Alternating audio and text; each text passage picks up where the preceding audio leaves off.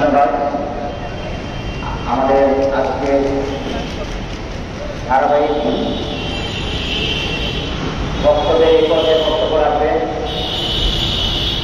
সাবিনা আক্তার আপা। সাবিনা আক্তারকে অনুরোধ করব, সাবিনা আক্তারকে অনুরোধ করব আপনার মূল্যবান বক্তব্য দেওয়া।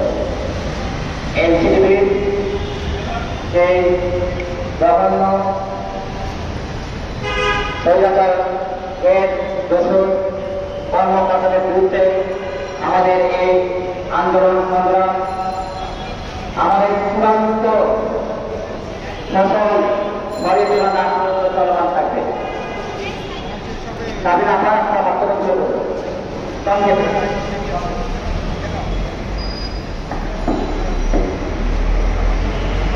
আসসালামু আলাইকুম। যারা আসছে নতুন কারিকুলামের অভিভাবকরা এবং সবাইকে অসংখ্য ধন্যবাদ। কিন্তু মূলত তাকে ধন্যবাদ দিতে হবে আমাদের অন্তর্বর্তীকাল সরকার জনাব ডক্টর মোহাম্মদ ইউনূস। উনি আমাদের বাংলাদেশে এখন নতুন সরকার হিসেবে এসেছেন। বাংলাদেশে প্রত্যেকটা সেক্টরে যেরকম দুর্নীতি হয়েছে, সব থেকে দুর্নীতি হয়েছে আমি বলবো শিক্ষা খাতটাকে।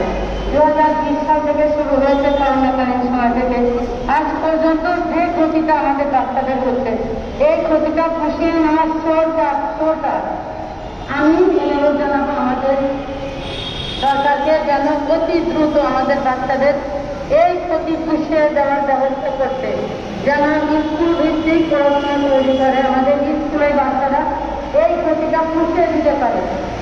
এই 4-5 বছরের যে ক্ষতিটা, এটা আমরা গার্জিয়ানরা নিতে পারছি না। লক্ষ লক্ষ গার্জিয়ান যারা, প্রতিটা মায়ের হাজার, প্রতিটা মায়ের কান্নায় কোন পরিস্থিতিতে আমরা এসে দাঁড়িয়েছি, তবে এই পরিস্থিতি থেকে আমরা মুক্তি পাব।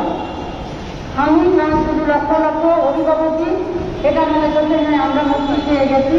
যদি আমাদের আগামী শিক্ষা ব্যবস্থা ভালো নয়, আমাদের বাচ্চারা টেবিলে ফিরে আসে, বই খাতার প্রতি তাদের ভালোবাসা তৈরি হয়, তবে মনে করবে আমরা থাকছে।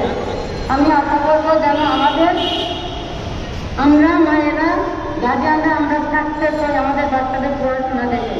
তাদের যে মেধাটা ছিল, সে মেধাটা একদম শূন্যের জায়গায় পড়তে গেছে। অবশ্যই আমরা চাইব এই শূন্য থেকে যেন আমরা আরো করে যেতে পারি। অসংখ্য ধন্যবাদ। ধন্যবাদ সাবিনা আপাকে।